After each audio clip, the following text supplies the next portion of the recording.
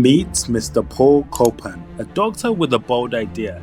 He's not just running a clinic, he's building something bigger. A doctor-owned and doctor-run facility. But this isn't your typical clinic, it's in the middle of a busy shopping centre. People are walking around thinking, what's lips? So we're being discovered. So I came to find out for myself and learn more about the founder's plans. Can you tell me what to expect with this daycare hospital that you are building? It turns out every decision here is intentional, even the location. Was there a specific reason why you chose to have a healthcare facility in a retail sector? It's about giving patients more control over their care. There's a real kind of drive towards patients wanting to take more control of their health. And the best part is, this might be the only clinic in the whole of the UK with this one feature. And we've even got for our VIP patients a means of access where you can come up from the car park directly into the kind of back entrance and so in this video we take a full tour of the clinic and dive into how Paul and his team are reimagining healthcare. Welcome to the business of healthcare. Hello guys, welcome back to my channel. Today we're here in Battersea Power Station. I have this amazing clinic behind me and I have the pleasure of going around this clinic today with the founder. So I'd love to talk about more of your journey and what inspired you to build this clinic. But first, before we get to that, could you introduce yourself to the viewers at home? Yeah, okay, thanks Marlon. So I'm Paul Culpin, I'm an orthopedic consultant, so I'm a specialist in hip, knees and complex trauma. I'm a consultant at the Royal London Hospital and together with my colleague Ibrahim El-Dari, we co-founded LIPS, which stands for London International Patient Services. We founded this group which has evolved over the years. We started 9 years ago actually, and the journey has always been about finding and creating our own facility, and this is where we're pleased to welcome to you today. So this is amazing. LIPS Healthcare. I can see it's a very beautiful facility. I'd love for you to take us through and just show us like what you have built. Yeah, with pleasure. So let's step inside. So we see we're inside the power station, so this iconic building. So we're inside one of the big turbine halls. So it's a very impressive space that's been regenerated and converted into a pretty high-end retail space. So it's a very different environment for us to be thinking about putting a healthcare facility into it. Yeah. So let's go inside. And whilst we're inside, was there a specific reason why you chose to have a healthcare facility in a retail sector? So I think we were very interested in creating a healthcare facility in an environment that doesn't feel heavily clinical. So to create a different patient experience. And actually this has been done in multiple parts of the world, but it's a relatively new thing to the UK. In fact, it's a very new thing to the UK. The benefits are, if you come into, if you like, a shopping centre, I mean this is a bit more than a shopping centre. We've got very high-end residential, we've got very famous companies working here. So Apple headquarters are part of are the kind of superstar tenants to the power station. But it's accessible, so you can get here very easily. They've created parking spaces, there's new links with regards to public transport. The Northern Line has suddenly made the power station in Battersea really quick to get to from the West End or from the city. And we're south of the river, so we're in the southwest part of London, which has frankly been neglected for healthcare facilities. So we've moved outside of Marylebone in that Harley Street area, which we all practice in as well, but this is to expand on where healthcare can be found and giving you access to our consultant body, which we've recruited from basically all of London's teaching hospitals, and that's what I think makes us unique. So you can walk into the power station and a shopping mall, come in and visit us in a clinic, and come in and meet top specialists that traditionally would be much less accessible. So we headed on a tour of the clinic, and later in this video we're going to be showing you their plans to open up a new wellness centre as well as a hospital in 2026. So now we're into the consultation area of the clinic. Yeah. The first thing that I've noticed is like the design and the doors and the chairs just look beautiful. Can you talk us through why you chose to design the clinic in this way? Well, as I said, we've got a very high-end architect and their interior design team involved in this. Again, we wanted to create a different type of feel, right? So it's about looking slick and contemporary and fitting in with our environment, because we're in a space which is which is iconic, it's spectacular. We're surrounded by a very high-end development, and we wanted to create that kind of wow factor, which I think really is a means of setting us apart. And patients coming in, and again, it doesn't feel clinical. You know, you can be sat. This are small sub-wait areas where patients can wait before they see their consultant, and they can watch the world go by. People are, you know, they're having their lunches and dinners. They're going shopping and out enjoying life. And indeed, the patients can come and do that as part of the visit and the whole. So it's a different experience. It's a very different healthcare experience. I know with a lot of healthcare experiences, they would like frost these windows, for instance, because they wouldn't want patients to see outside or other people from outside to see inside. Yeah.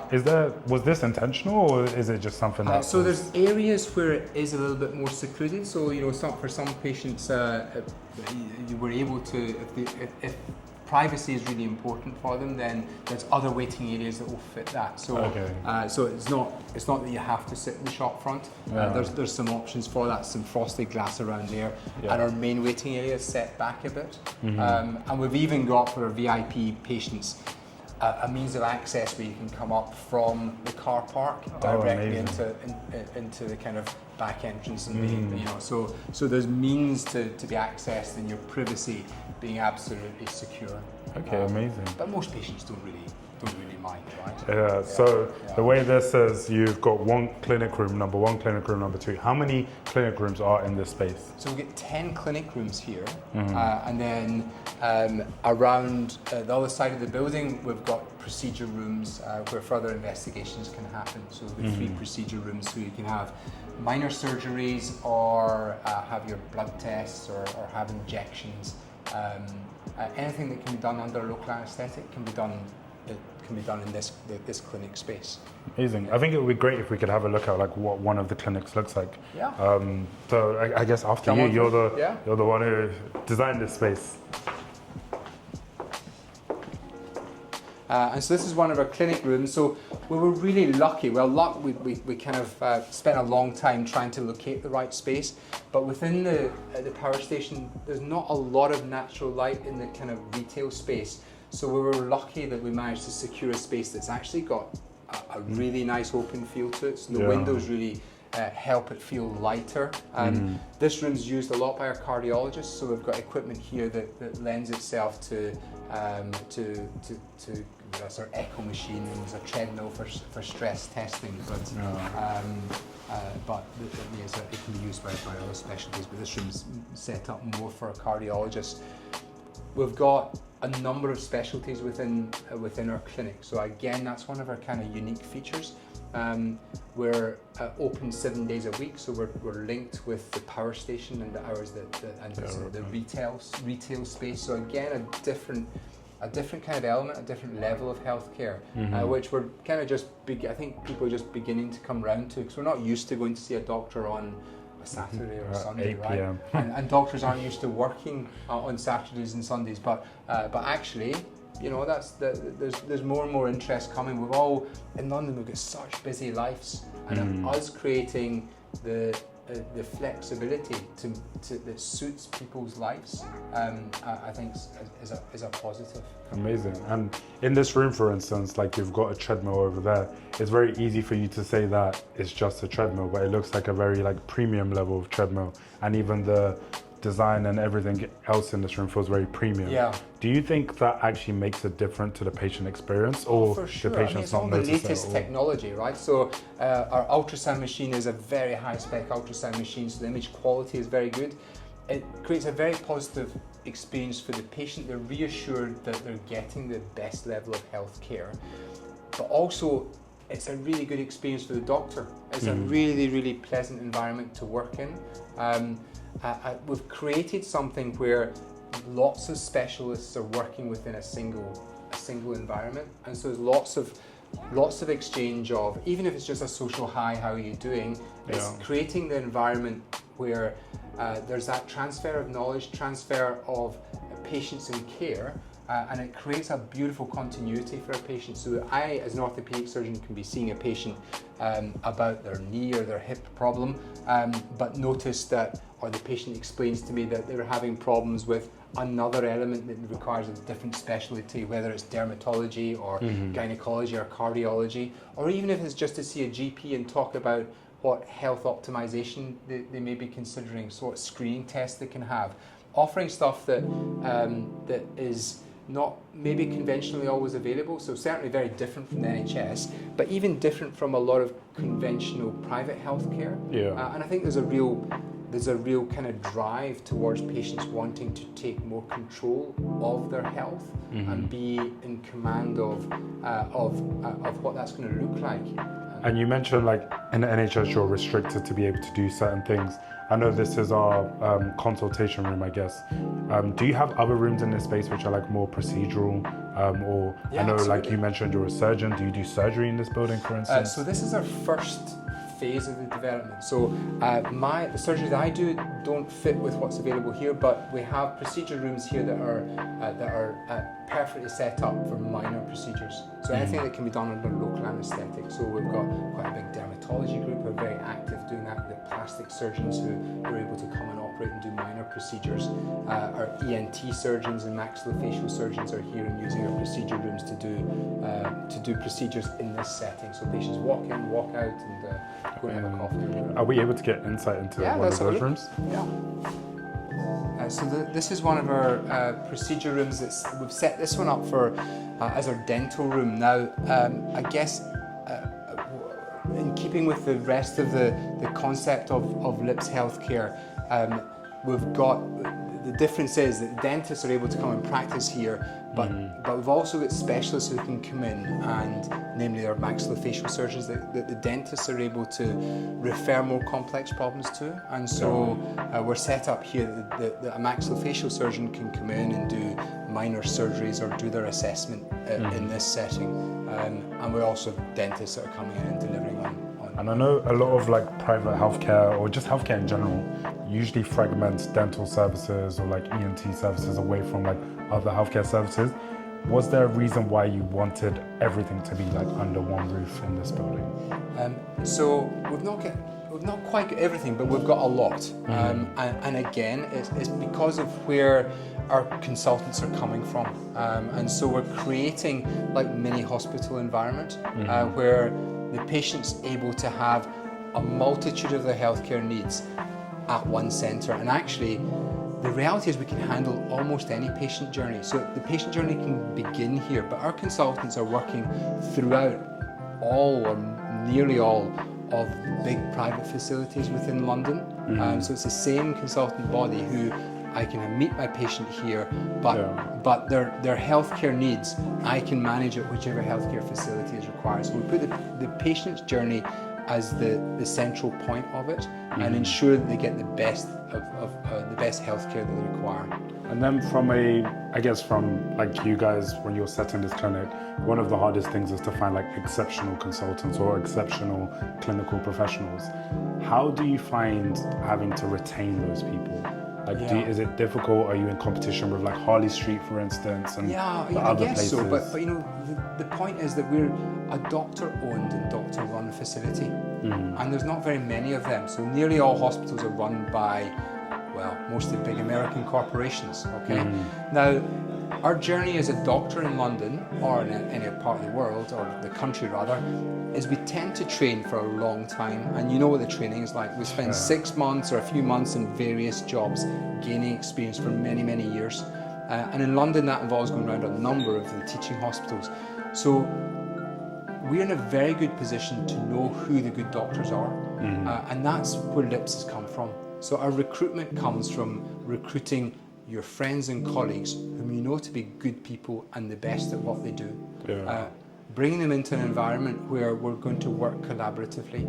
And what we've found, and it's a different way of delivering private healthcare, is doctors working collaboratively, put the patient at the centre of the journey, gives the patient the best care, the doctor's really happy to be delivering that care, create an environment for them it's extremely pleasant to come and work with. Yeah, and it's fun. It's fun and it's very rewarding. So now we're into a completely different room. Can you talk me through what this room is and why this room is special to this building? Okay. So this is another one of our procedure rooms. So this is mostly used by our ENT surgeons.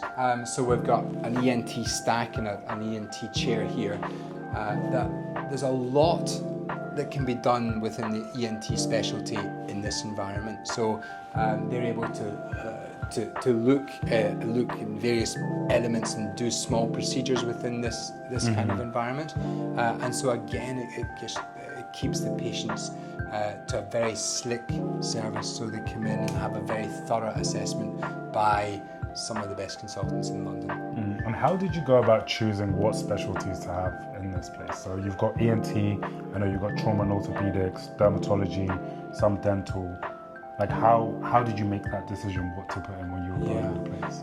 So we have followed a model which is very well established in other parts of the world. So in the States, the doctors coming together and running centres that are focused on diagnostics and minor procedures and day case type procedures is what we've focused on. So the specialties that lend themselves to that is what we're focusing on. Now the reality is that's most specialties. There's not very much that doesn't fit into that.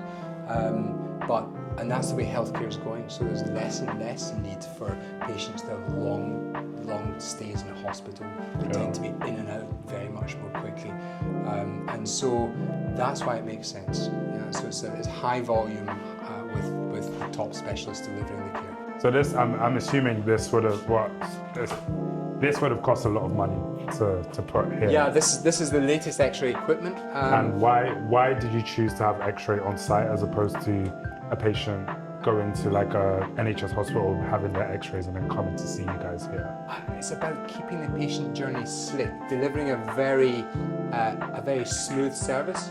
When I see a patient, I'm wanting to, if they have a fracture or if I want to determine what's the extent of their arthritis, then they can come and have an X-ray. It takes minutes, and it's instantly accessible for me to explain to the patient what those results are. So they can come in as a single consultation, have their diagnosis made, and offer a management plan. Yeah. So a patient can essentially be walking into Battersea Power Station just with a painful knee, for instance. Come in here, get a scan and an answer all within the same day. Is that correct? And see the top specialist who's going to tell you about it. So you don't have to be starting the journey with a generalist. You can come directly and see the specialist. Okay, amazing. So to have a room like this, obviously you need to have the staff to be able to interpret the X-rays, for instance, or to be able to operate the X-rays. From a business perspective, does that increase your overheads? Of course. Now, and there's very strict legislation on how you run such a service. So yes, we've got radiographers who are trained on how to safely take an X-ray, and then there's the interpretation of that X-ray. That's the radiologists who are part of our group who will access and report on those scans. But then there's a specialist, the consultant, who will also review and interpret the scans and explain those results to the patient. And that all happens pretty seamlessly. Okay, and this might be a bit of a, I guess, in some parts, a controversial question. If we are looking at AI and the role that AI is coming and playing in radiology, for instance, when you're looking at the role of LIPS and having these services on site, where do you think AI will kind of come into affecting your business? So AI, I'm sure, will make the reporting side of it slicker, but in the end, it will be a screening tool, at least right now, I think, that will then be passed on to our radiologists and our specialists to interpret it and take responsibility for those results. Okay. I'm sure it will make the journey just a bit slicker. Yeah, and I mean, at the end of the day, if you guys are optimizing for patient experience, it's more of a benefit rather than a threat, if anything. Yeah, I think you've got to embrace it. It's amazing, it's moving so fast, and we've clearly got to embrace it. So now we're heading over to the pharmacy. What was the rationale behind having a pharmacy on site when you were building something like this? Yeah, so I mean, it links directly with the clinic. So there's a number of kind of rationales behind it. I think the first one is again focus on the patient journey. Yeah. So the direct link with our doctors to our pharmacists and being able to walk our patient around and ensure that their care pathway is delivered. So when they leave, they have the medication or whatever they require on leaving our facility is a really positive way to complete that journey for the patient. Okay, could you talk me through, like, what type of things can people access here? Is it literally exactly the same as, I guess, your pharmacy on the main road, or is there more like medications? So we've got pharmacists here that can also do some prescribing. So there's direct access to the drugs that might be required, and the pharmacists can link directly to our doctors. Okay. So again, that's a conversation. So there's a different level of accessibility. So there is probably no other pharmacy in London where you can walk and speak to the pharmacist and they can tell you, well, wait a minute, why don't I just have a quick chat with my cardiologist about that? And maybe, why don't you come and see your GP? So there's lots of benefits. We're in a shopping mall, so there's quite high footfall here. And so that's, that I think gives another level of patient experience. And then as part of the retail space, we're focused on kind of higher quality products. Our doctors are able to input on what they want to see in the pharmacy. So our dermatologists will be able to input on what skin products they would recommend based on their experience and their clinical expertise. Gastroenterologists and dietitians can input on what supplements maybe the better ones to have. And so I think it works really nicely to have that level of collaboration. Yeah, and it goes back to the thing that I guess has been the central point of this video, that patient experience. Absolutely. To say, actually, if your top dermatologist or your top gastroenterologist is recommending this skincare product, for instance, you can literally just come in through that door there and get the skincare products, rather than you going home and sitting on YouTube or TikTok and just going down a whirlwind of because there's misinformation an endless number of options, and I'd be lost as the patient. So it's great to be able to have the security of that expertise guiding your journey. And then if we go more like strategical now, obviously this is a pharmacy and then that's linked to the clinic. I'm assuming this is another place where patients can come in, and if I was building this space, I would see this like almost like a funnel, where this is like a top level of the funnel where someone can come here just to buy this cream. However, when they buy this cream, they've already got like insight into what Lips is as a brand. Did you guys think of that in the same way, or I think it's a great point. And Lips is, if you walk around the power station, it's full of big brands. And Lips is the one retail space where probably people are walking around thinking, what's Lips? So we're being discovered. And you're right, pharmacy is an opportunity for patients or for the public to discover us more, because we're kind of the new kids on the block in this. Yeah, which is really nice. And I think whilst we're on the point of discovery, it would be nice for you to show us what's next door, because that's really exciting, and I think it will probably help with that discovery piece that you were talking about. Let's have a look. So will it span all the way to the... So yeah, this is our next site of expansion. This will take us all the way up to the middle of the turbine hall. So we're basically half the length of the turbine hall. And we've got our clinic and our pharmacy. And the next exciting addition is to have a wellness center. So a center is going to focus on optimizing a patient's health, not necessarily the sick patient, but the well patient staying well, and preventative medicine. Amazing. And the nice thing is to link that with our clinic, with our medical experts, and allow them to input on that. So we're CQC registered, we're owned and run by doctors, which gives us an additional level of responsibility and an additional level of, I think, reassurance for the patient. Yeah. So this will be, I can see from the CGIs, this will be Lips Wellness, that's Lips Pharmacy, that's Lips Healthcare down at the bottom. Yeah. How do you see, from a patient journey perspective, let's say if it was me that came to engage with the Lips brand, where ideally do you want me to start and where ideally do you want me to end? Well, I mean, there's lots of options, aren't there? I mean, ideally, you start in wellness because you're not sick. Yeah. So the reality is, a lot of our patients will be going the other way around. They'll start in our clinic, they'll go to our pharmacy, and they'll be able to benefit also from our wellness. But wellness will be a lovely place to start, and potentially never have to reach the clinical side. But the opportunity of having the clinician input on this, I think, is a great level of care. And why wellness? Like, someone could sit there and say that the aesthetic space or the wellness space is a lot of, I guess, like woo-woo or like made-up stuff. But you guys, as doctors, are moving into the wellness space, which some people say is even unregulated. Why do you think that is the space that you guys should occupy?